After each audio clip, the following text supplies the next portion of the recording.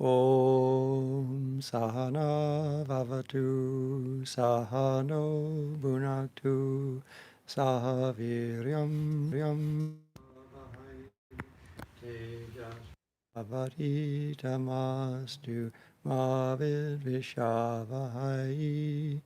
Om Shanti Shanti Shanti. May Brahman protect us. May he guide us and give us strength and right understanding. May love and harmony be with us all. Peace, peace, peace. Oh, good evening, Swami. Good evening. We're still reading from the complete works of Swami Abhedananda. This week I picked out the chapter, The Sacred Word Om, delivered in Tuesday. That's an interesting way to put it. January 29th, 1901. So this would have been one of his earlier ones. He'd been here a few years, but... Oh, yes, quite early. He was here in 1920, perhaps, in the last yeah, section. I think he You came happen in... to know, is this a later chapter, I think, than the other one? That was chapter 6 or something, the one we've been working on? this is a little earlier in that particular volume. Oh, earlier in that volume. Yeah, been a lot earlier in time. Oh, I see. In the this is actually kind of in the middle of his commentary, his works on the Yoga aphorisms. In the 27th aphorism of the first chapter of the Raja Yoga, we read, quote, "His manifesting word is Om." We have read it over and over and again in the New Testament, the first gospel, quote, "In the beginning was the Word, and the Word was God," unquote. But it is very difficult to understand the real meaning of the Word with a capital W. What was the significance of the Word, which was in the beginning and which was God? This idea, however, is not new to the Hindu mind. It existed in India many centuries before the first gospel was written. In the Vedas, we find the similar ideas. We read in the Mahabharata as well as in the Upanishads, quote, "He who existed by himself let first stream forth the eternal word without beginning or end, and out of which the evolution of the word came into existence," unquote. What is the meaning of that word? It was one with the divine, one with the first being, and was the cause of the evolution of the universe. I'm just thinking in this first paragraph that the Swami's read, you could almost have the whole summation of Vedanta philosophy. And philosophy is supposed to mean the love of wisdom. And they have the idea that as we go forward, that in the word Om itself is the essence of God,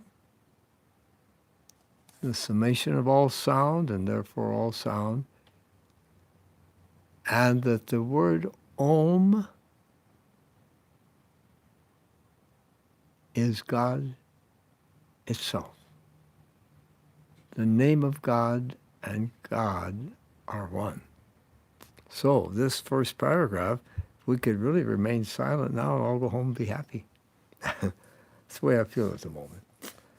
Before we can understand the real meaning of the word, in quotes, we must know the relation between the thought and the word.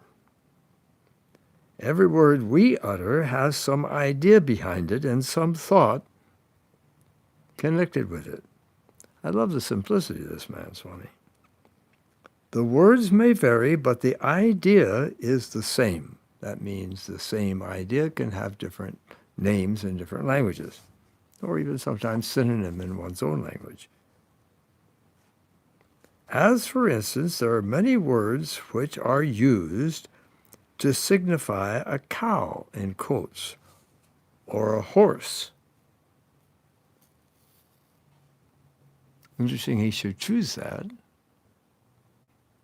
because we may come back that way again in a little while.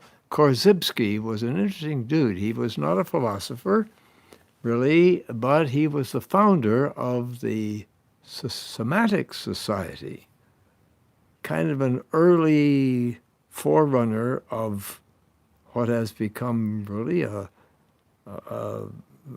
science. I think that linguistics, if anthropology is a science, then why shouldn't linguistics also be considered a spinning out of the logic in a framework that is scientific? So Korzybski comes along not that long ago and gives us a new idea that one sound, one word, can have different meanings. And I'm pretty sure that these meanings are relative to the perception and the framework of ideas of the person who utters it. Therefore, just for fun, because this is foundational for semantics, there can be cow sub 1 and cow sub 2. So he chooses cow. As for instance, there are many words which are used to signify a cow or a horse, in quotes. The cow in Sanskrit would be G-A-U. And that's just a wonderfully foundational word in the Indo-European languages. We're not going to do this right now, but we may do it. Go. And the word for cow, that whole species of animal in Latin, is bos, B-O-S. And the farmers in the Middle West, a couple of hundred years ago, as they were milking their cows, speaking from the Anglo-Saxon simple language of their forebears in England, would say subos, subos. All right, the horse would be asva. Well, that's interesting. Now, each word is the symbol of some idea. These are trenchant with meaning, just profound, dripping with symbol and meaning here. Now, each word is the symbol of some idea for our evaluation, for your thought, or some thought. And the manifestor of a certain thing brings forth the thing to your mind and for purpose of conversation. When we use a word, we use it for something. Or when we think of something, we think it along with the word. Well, he sure touches all the bases. When he runs around with a home run, he makes sure to touch first base, second base, third base. There is a school of thought, in quotes, which has an idea that perhaps, and I'm not saying it's so, each person has to decide for herself and himself, that all thought is formed of words. Now, that's just an interesting entry into the game of life, a horse in the horse race. Again, in using a word, we have a thought behind it. Try to think of a type without using the word type. Well, that's a pretty abstract word, I gather. He probably means that. But, okay, you try it. That's what we do in Vedanta. We think, Vedanta is supposed to be the method of learning to hear, like we'll say the truth, but to hear something. And then to think about it, to reflect upon it. And if necessary, go back to your teacher said, now what did you mean, or what is meant by that thought, that word sequence? And then to meditate upon it. These are all very big things. Supposing that's the foundation of your schoolhouse, be quite different than what we still use in Western civilization, so-called, as our educational system. Not totally different, but quite different. You internalize it. Now, but he says, but all thoughts must be connected with the words. And the words are also the manifested forms of the thoughts. Well, it's a two-way street. I've never heard it presented that way before, quite. The thoughts exist in the mind, and when they are universally expressed, they take the form of the words. We could say the form of words, but I'm going to leave it this way. It's rather extended, but this is an extended thought. When they're expressed, universally expressed, they take the form of the words. If you try to understand the thoughts of a person, you will have to read the words or understand the meaning of the words used by the person. He's covered a lot of ground, sorry. In the second paragraph. Well, this next one's short and the next one's very long. Do you want to read the short one? Oh, no, I don't. You just get deep into it. As long as you go. Therefore, if we realize properly, we will find that the whole world is the consumption or projection of the thoughts of the universal mind, and consequently, God projects his thoughts, and the result is a type. We think of a form and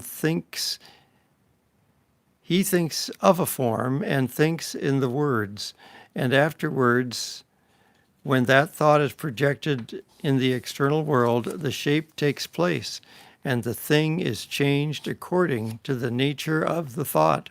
So, Swami, I'm just going to reserve the right to just put a little footnote here. This Swami, I don't know if it's because he's addressing Western audiences or whatnot, but he sure has a knack, I would say, is it coincidental, of picking up a whole history and sequence of ruminations of the Western world. So I don't know if this is conscious on his part. I don't know if I'm even stating it accurately. But I think it's important to realize that we're starting here first with an internal situation, you could call it. And that's the subjectivity of God, we'll say. And that manifestation in the outer world is secondary in time. It comes after a thought or an expression. God said, "Let there be light." And there was light. And most of us, particularly those who grew up in big cities with rushing people with briefcases and stuff, like New York, I just assumed, I didn't even have to think about it, that everything in the world was made by human beings, because all I saw was asphalt, steel, concrete. They just assume it. But every one of those powerfully manifested material, so-called, as we thought in those days, objects, like the Empire State Building, 104 stories, it's still the tallest building in the world to me, because by definition, it was called the tallest building in the world, 104 stories. My friends, it's very difficult for most Western minds, at least men's Western minds, to grasp the idea that the thought preceded the Empire State Building instead of the other way around, like the mind coming after the brain. Because the blueprints were there. Where'd they come from? Every little angle and cornice and beautiful design was preceded by someone's idea. Now that is the ground that the West has got to start playing tennis with the East on. I call it spiritual Wimbledon. And I think the East wins that round. At least in terms of sequence, I think we have to agree that everything that is, as they say, man-made, was preceded by something intangible, immaterial, whatever, maybe whatever it is. It may be neither of those, but it's certainly not material in the sense that we think of matter being a hard rock thing. And it's therefore more powerful, in a way. Okay, Swami, lead on, McDuff. Oh, then the other thing is he's talking about Plato here. You know, God gets a projection. The whole world, he says, is the consumption or projection of the thoughts of the universal mind. In other words, even with a dog, he's got the idea that the idea of the dog, I'm just talking metaphorically now, you understand, precedes, in the mind of God, if we'll call it that for the time being, the actual dog. So Plato has this idea, there's a template, there's a model, there's a form of which the universal perfect dog is never really represented completely by a real dog. But there's some kind of idea in their minds that the whole thing comes from inwardness. Okay, Swami, read on. I'm just happy to listen to you. And this idea that creation comes from a thought or a word is fairly prevalent. I mean, it's not just Hindu and Christian. It's really, but you find it in the Egyptian and some of the other kinds of, the world, God thought the world into existence and that kind of thing. They got thought and vision too. Yeah. Maybe you should take a little more thought.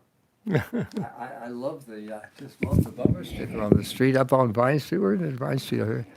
It said Adam was the first draft.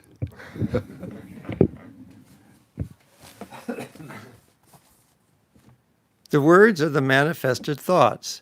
In other words, the words are like the embodiment of the manifestations of the thoughts, and every object of the phenomenal world is the garment of the thought, and the external objects are the material embodiments of the word.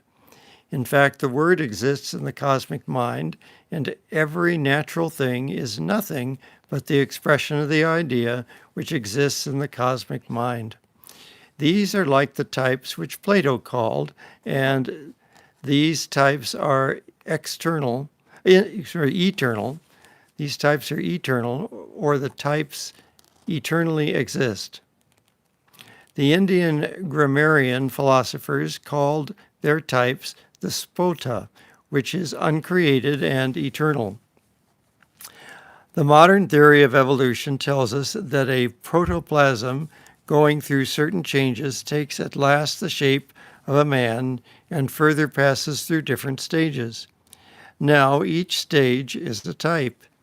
There is a tree type, a man type, and thousands of varieties of the animal type, and at the same time as a type, they are all the same.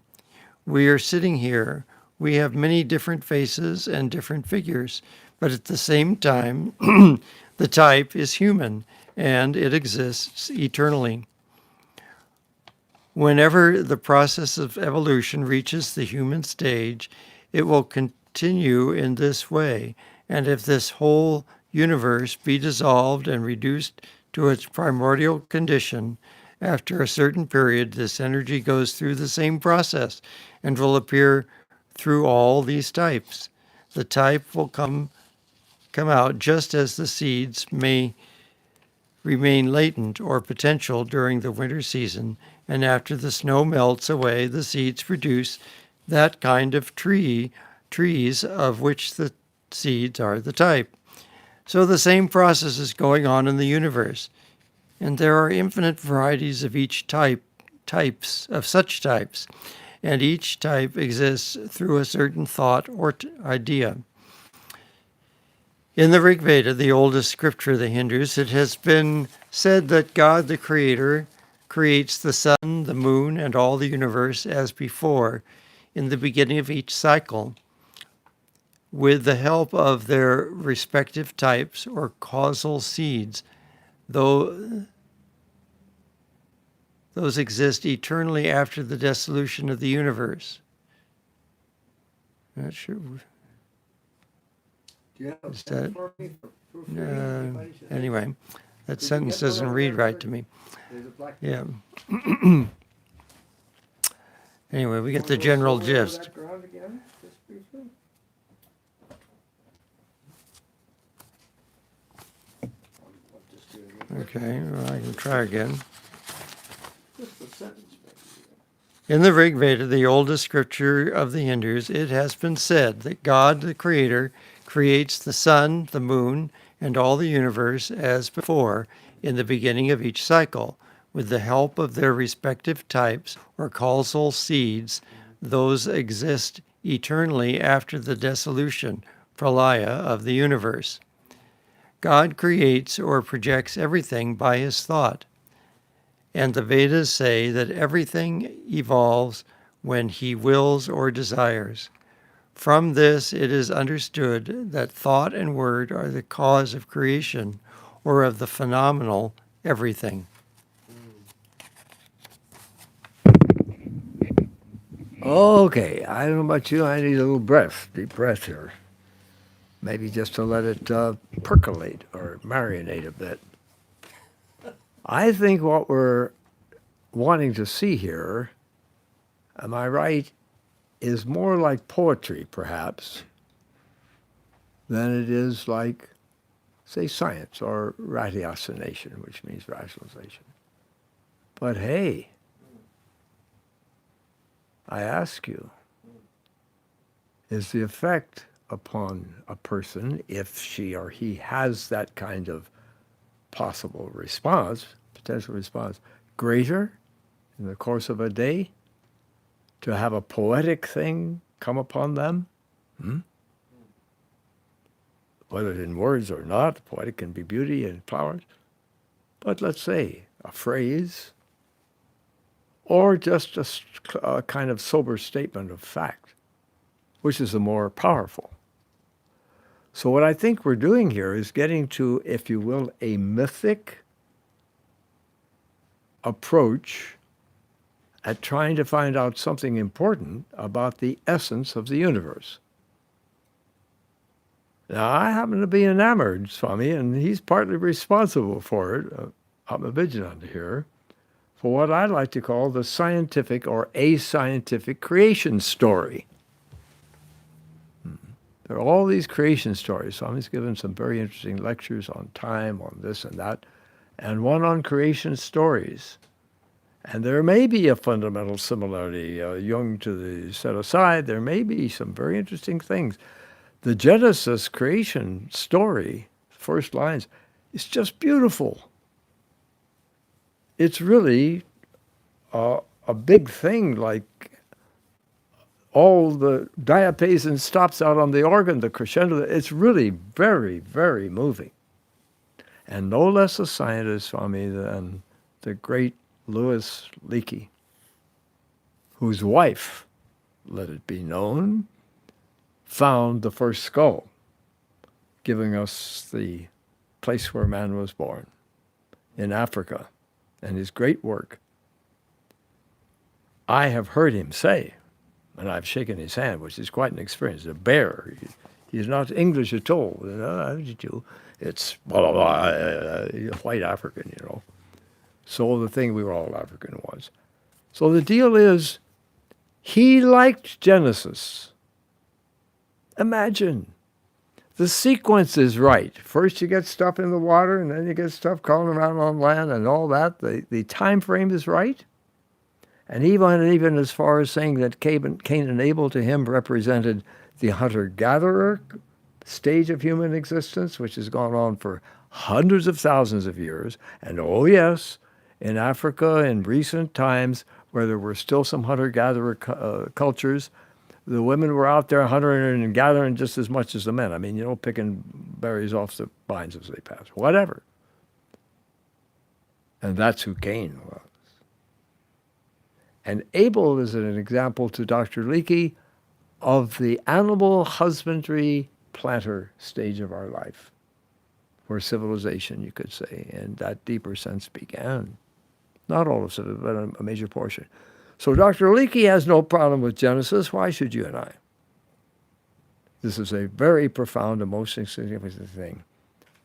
I'll just try to give you something wonderful happened today. I don't know, I got high, I got happy. But I also heard something which was a statement about the Civil War, which I think is the American Kurukshetra, that according to this Southern professor who was giving it, summed up in one sentence from a Massachusetts soldier the whole story of the Civil War in one phrase. It was the Battle of Antietam. It just so happens that as many people were lost in America, in a year or two during the flu epidemic, which we're going through a pandemonium now of the coronavirus, which is an entirely deeper kind of organism and far more powerful. But many people left the earth, between 20 and 50 million people, worldwide in 1918-19 with the flu. And as many people, 675,000 or more, left in such a short time as took out all of the brave, the home of the brave, young men, North and South, black and white, in the Civil War. This Massachusetts man gets hit by withering fire from the Confederate soldiers. The corn, they're in a cornfield, and all the corn stalks are going down. And then when his buddies try to get him off to the side to protect him, he gets hit by friendly fire in the thigh by one of the Massachusetts men. Now, this is supposed to be kind of a powerful statement. The idea, a powerful statement can be mythic, can be mythical, great. He said, I was caught in the crossfire in the fight between slavery and freedom. This is what we're trying to say. So I'm not asking us to take this literally. As a matter of fact, though I might have some trouble with my friends say, hey, this is spiritually elevating. Don't you understand? This is the poetry of the soul. This is the epic poem of God, which is the universe anyway. The universe is fiction, according to them. Why are you trying to bring it down? Hey, I'm trying to just root stuff, with a deep foundation like the girders of these big buildings in New York. They have an idea that a saint, in their spiritually elevated poetry, which is very inspiring, may go back into this state of the womb of the universe, if it does cyclically go back, as a major view in India does cyclically, and then come out again and start all over again in the next life. Hey, the earth is 4.5 billion years old. The observable universe, the oldest stars in the observable universe, 13.8, we'll say 13.7. I don't think Nar's going to hang around all that time waiting for his role to begin. Time to go on. It's myth.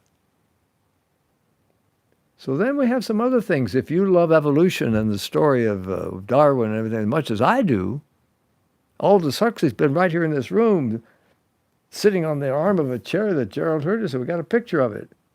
And his grandfather was Darwin's bulldog.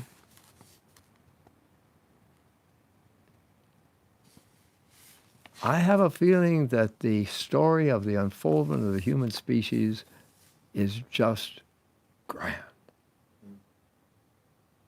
And the story of Adam and Eve coming out of an animal state with a high forehead, and the story of two sons, and the story of leaving, though there is pain, no doubt, in the natural world, there's not the psychological pain, as far as I know, on any animal's part when he gets back to the cave at night. Did I do right? Or did I do wrong? Could I have done better? What about tomorrow? So, although I think we have to really rethink this whole business, and I'm not trying to give people shocks, and I'm very sensitive about this myself. Are you ready for it? Don't take me, just forget it. Tonight, don't take your work home with you. If you don't like it in the morning, forget it. What about the very nature of God? That is to say, the formless form that we imagine God the Father in and have since our babyhood, many of us. Did that evolve over 13.8 billion years?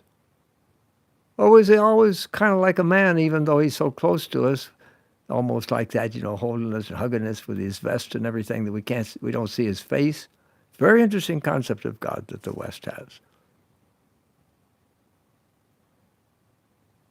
But the universe as a manifestation into a semblance of our being able to see it and think about it and feel it, coming from some deep, deep well, some deep inner place, which is described both in the Hebrew Bible and the Indian scriptures as waters. Remember? And darkness covered the deep. This, I think, has real moment to it. And yes, it's better said this way in the inspired writings of the people writing the scriptures than it is in just the scientific story. Okay, my brother and sister. Now then, please do. If Aldous Huxley can evolve from a bulldog in 2 generations, that says a lot about evolution. How did you get the bulldog? You said his grandfather was a bulldog. Oh, my Lord. Oh, my Lord. He's out. We let a part of Abhedananda's mind out of the cage, and I hoped you might never see it, but this is what keeps me going. Just thinking about it and then finally arriving at some similar conclusion. So are we at when a proposition? Where are we? When a protoplasm. Okay, there you go. Now, you see, he's answering my problem. This man is wonderful. He gets ahead of you. And then when a protoplasm takes the type of a man, it does not come by accident. Now, that's worth thinking about, too. But there is some thought connected with the process of evolution of that protoplasm. Anyway, is there a question of a grand design, which has been very popular until fairly modern days, when behaviorism has taken over the crenellations, I like to call them little castle things on top of the social sciences department, and it used to be physics and isn't anymore with quantum. It's much more spiritual now. Swami in Oregon, remember, said the theologians are not our friends, speaking of Vedanta, the scientists are our friends. He started off by saying the scientists are our friends, the theologians are not our friends, the scientists are our friends. Science is so much more spiritual, astrophysics, than philosophy, than many ideas of religion, but the real present physics is very, very spiritual. And it's Vedantic. Okay. Does not come by accident, so is there a grand design that gets more and more complicated and has to evolve into self-consciousness eventually, wherever life can reach higher levels, which can think of its place in like the universe contemplating itself, and then eventually get back to God through illumination and the spirit, the mystic same in oneness with God. This is big stuff. Okay, so it grows under the direction of a certain intelligence, mind, and thought. Well, there's a big argument today. And it will go through many changes and then reach the human form where it will rest for a certain length of time. There are types of the gods or of the devas, the bright shining ones. And these types are eternal in the same way. However he may have established that point at this point in his discussion. When we understand this, that we are types or genera, genre, you could say types, then we can classify the whole universe. There are gross materials, the gross materials, and the objects of senses. There are the material objects and the minute particles of atoms. There is the stage of energy, and all these can be included under the same phenomenal energy, which contains names, the names, or the words and thoughts. So he's got phenomenal energy, but that still has to do with the sense. It's very interesting, but he's getting a little deeper than matter, isn't he? And names and words and thoughts or something are still around in his idea. Particularly that first name that he started with, that the Indians think is the name of God is one with God. kind of like an exception to all other words in the world. Okay, Cuddy, it's back. You're back. Good. Okay, so I mean, this all fits in with the idea of name and form. Maya's name and form, and so if you don't have any name, in Alice in Wonderland, Alice goes into the forest where there are no names, and the deer has no fear because the deer has no way to identify Alice as something different from itself.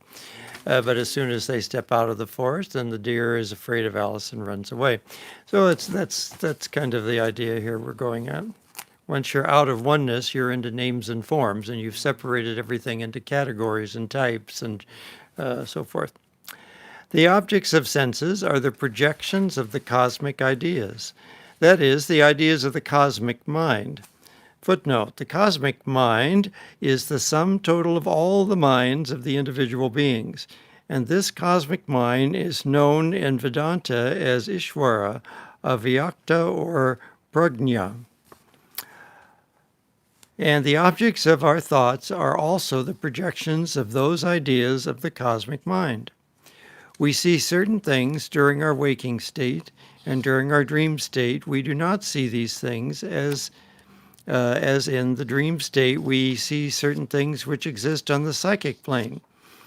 During the deep sleep, we are conscious of a certain state, and that will come under classification. All these states, like gross, material, unmanifesting, waking, and deep sleep, can be divided into two classes, individual and universal. Each individual has certain experiences during the dream state and also during the deep sleep state. There's a letter missing here. It's probably making. It says aching. Three lines up from the bottom of page 402. I'm assuming it's making the sum total of all the experiences of the individual souls during the dream, the deep sleep, and the waking states. Every one of these objects is the expression of the exact word and thought or idea that exists in the cosmic mind. That is the source, and through that source, different objects have evolved, as has been said before. It's kind of curious. Only somebody that would have been keeping up with us would find this even maybe meaningful. But the dear Swami, who stayed in this country for 20 years, apparently came up with, what are we saying now, 11 books in the complete works? All right. Swamiji has 8 or 9 at the last counting, and there's a new edition coming up soon. Swami Vivekananda. So, we have read the heart of most of the volumes, volume 3, which was reprinted, that the relevant part, as True Psychology. That's what we were dealing with. And for what it may mean to anyone, just like a ping pong ball, you bust the triangle of the balls, the pool, get them all rolled around the table. I had no problem, really, with the discussion as it evolved in True Psychology.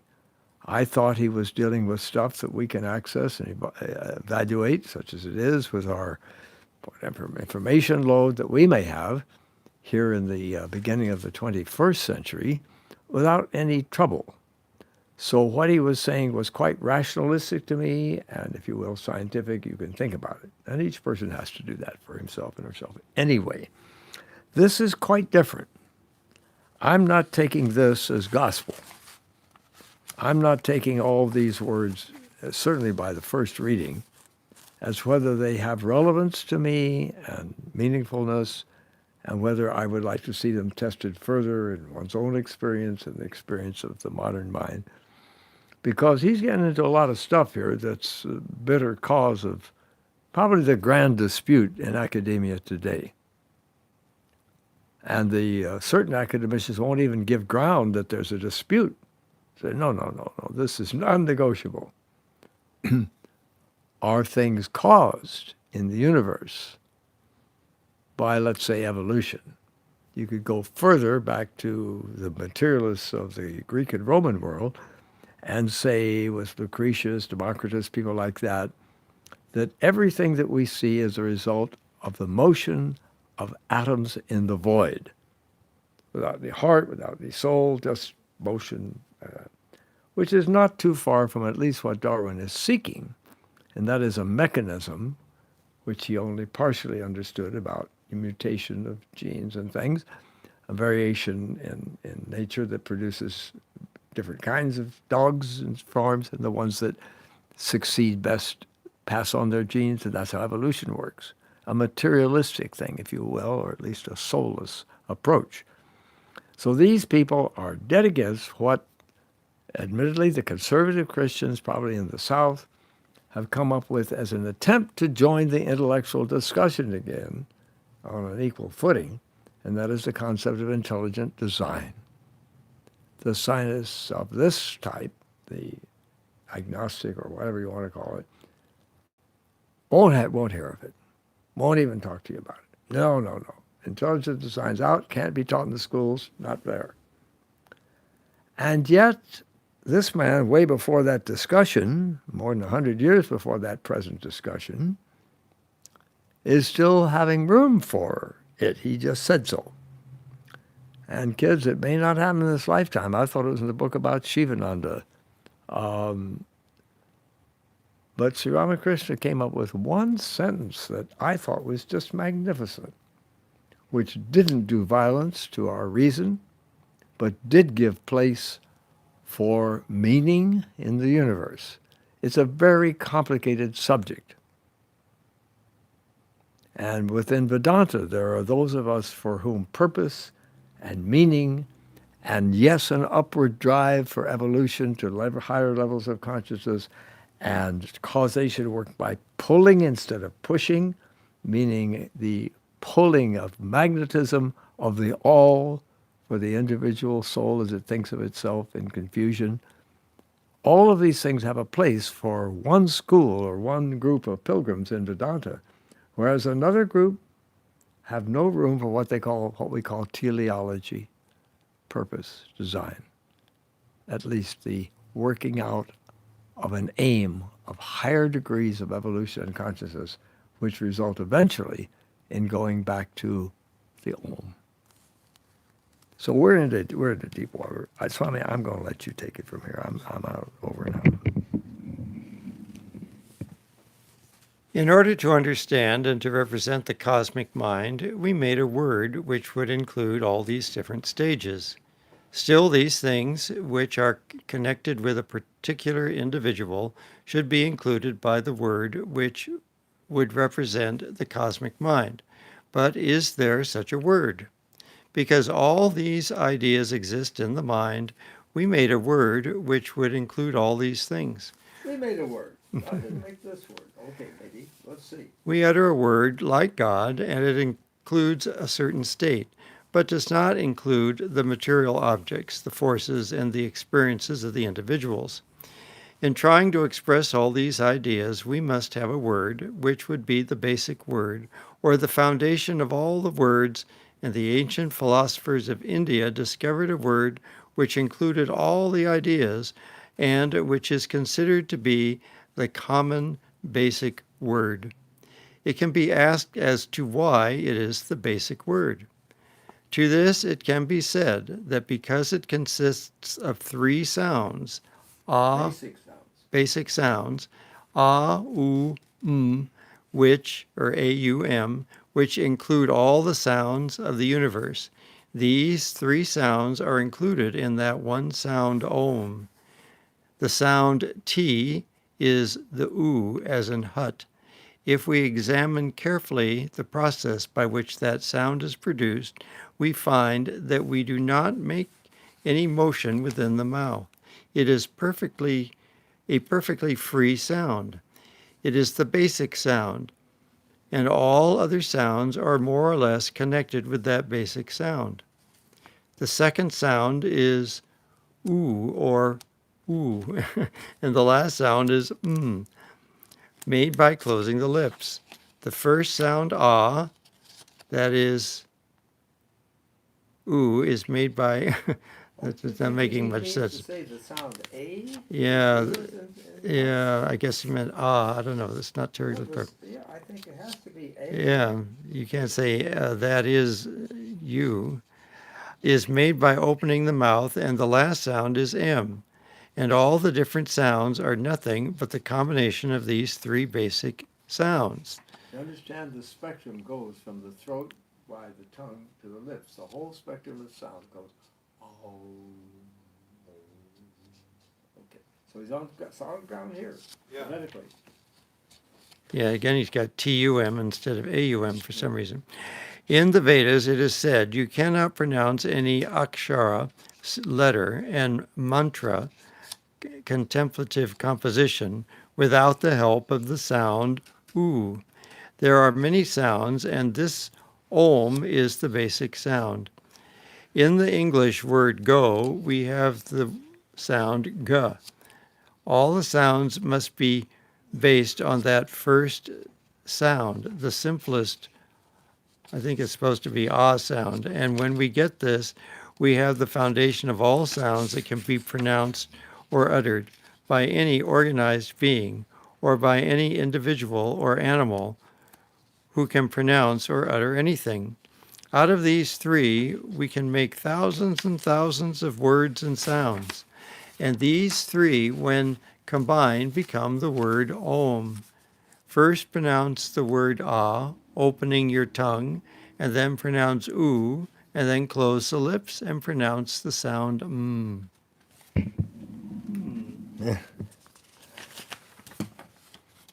Well, I think that's experiential. Everyone can check that one out, and I think he's right. I just love the fact, talking about, these scriptures and the Hebrew scripture and all that. The Semitic peoples, which included the Phoenicians, the Canaanites, and all that, seafarers, were the ones that gave us, at least in the West, our alphabet. And don't think that everybody has an alphabet. They don't. The Native Americans got an alphabet through Chief Sequoia, whose name has been given to this great tree, which is called Sequoia ever living, is the redwood tree. But the Semitic people gave us the alphabet. You could extend it. It's not quite accurate, but the Hebrew people, that mountain of culture and spirituality that we have in our very foundation of our own. So their alphabet, I maybe mentioned before, I made columns once. The English alphabet and the Hebrew alphabet and the Greek alphabet, say English, Greek, and Hebrew. Hebrew is shorter, but the first two letters tell it all. Alpha, beta, alphabet, Greek. So they start out with alpha, aleph, aleph. But the Greeks end their alphabet with om, omega. So where did they get those last few letters that had the whole spectrum of sound? I love the spectrum of sound. That's foundational. Sure, what a good symbol for God. Om. But there it is. All right, Swami, now how are we doing? Another 5 minutes or so. Okay, really? Is that all? And tell me more now. What have you just told us? 404, Yeah. Mm-hmm. The first paragraph at the top. And These sounds yeah, Om. yes. And have you started it already? No. Okay. Why don't I do it? I'm all right. Is that right? My turn? Okay. These sounds, A-U-M, capital letters in quotes, include all the different stages. So far, so good, I think. He's demonstrated something there. The sound A, capital A, stands for, well, now there's some stuff coming in here, rathiasana, thoughts, symbols. Stands for the gross as well as for the waking state, which are individual and universal. Well, that's big, tough stuff. I have to think about it. He's mentioned that before a little bit. When we think of the meaning of the word Om, now we're getting the simplification, O-M, we take it as symbolic and cover every object of the universe with this sound, the one sound through which all sounds come. It was first tuned by the divine being before the beginning of evolution. or the evolution. I think we better say beginning of evolution, maybe. When there was no vibration of the atoms. Well, what does that mean? It's okay, because even the LA Times has an article you can still bring up that science was saying, the universe was opaque for a while, the light might have been in there, but it couldn't get out, and whatever you want to call it, that maybe it's scientifically meaningful to imply that sound, which is produced by entities moving around, preceded light. Now, they themselves, in this article written not maybe by scientists, but by scientifically trained reporters, whatever you call them, said may be similar then, seen, or however, the smile on their face, to what the people of Indian influence, including the Beatles, call Om. So how the universe started manifesting as we see the manifestations, very interesting. There were no atoms at first. There was a primordial soup. And still you can get down to some of those levels. So it's all very exciting. All right. So it was first tuned by the divine being before the beginning of evolution, when there was no vibration of the atoms, all right? And when everything was in one ethereal ocean. At that time, all the particles of matter were in a state of perfect equilibrium. There's some meaning here, but it may be a little too much to go into much tonight. Then it begins to vibrate and produce a sound like humming. Well, the scientists are willing to consider that. These modern scientists are willing to consider all kinds of stuff that they've never thought of before. The whole universe is producing that sound, and we cannot hear it because our ears are too gross. Hey, there were no ears, as far as we know, except maybe God's ears. Whatever. But if your ears are tuned to hear the music of the spheres, there you go, off the ground, you will hear the sound which is produced by the motions of all the different objects of the universe and the vibrations of the molecules and all the things of the universe. And don't go home before the show is over. You paid your ticket. You got to stay till the end of the show. We're talking about two different worlds, my friends. The great thing that's happening now in the world is the meeting of the East and West. And again, the scientists will understand that the Buddhist worldview is different than the Western worldview, for example. And there are different possibilities of looking at it. So here, this great empirical, experiential reality, which is the Indian worldview. Are you ready for this? Fasten your seatbelt. Hold on to your horse. The Indian saints of the modern era, meaning in the 1800s and since then, in a moment of meditation, and the grandfather of this place, the teacher of the teacher who founded this place here in Los Angeles, California, when they meditate, they hear the sound of Brahman, and it sounds to them. Om. Om. Have we done it, Swami? Yeah, pretty much. You want to say something nice?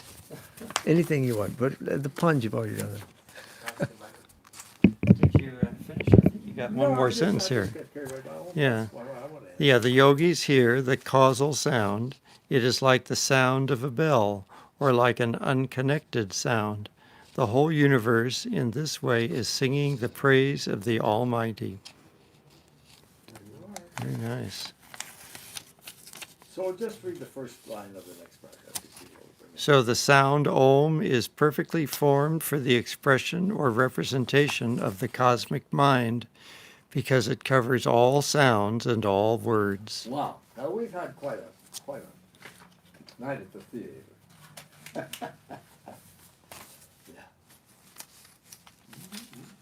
Yeah. Shall we close? Om Purnamada Purnamidam Purnat Purnamudachyate Purnasya Purnamadaya Purnameva Vashishyate Om Shanti Shanti Shanti. Filled with Brahman are the things we see. Filled with Brahman are the things we see not. From out of Brahman floweth all that is. From Brahman all, yet is it still the same.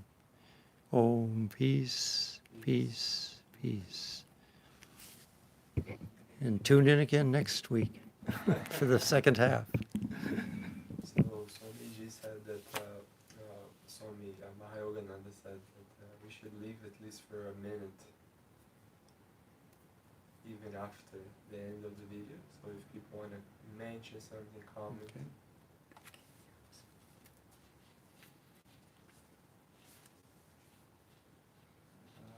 Satya said thank you.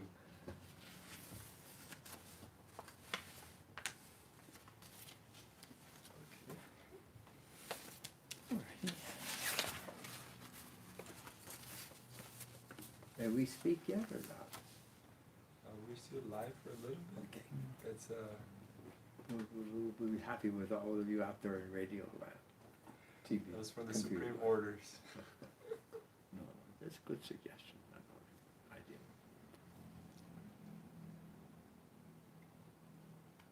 Well, we can just sum up by saying Om. That's right, we can. Wouldn't that be lovely to hear it bouncing off the walls? That would be lovely. Should have brought a little old music.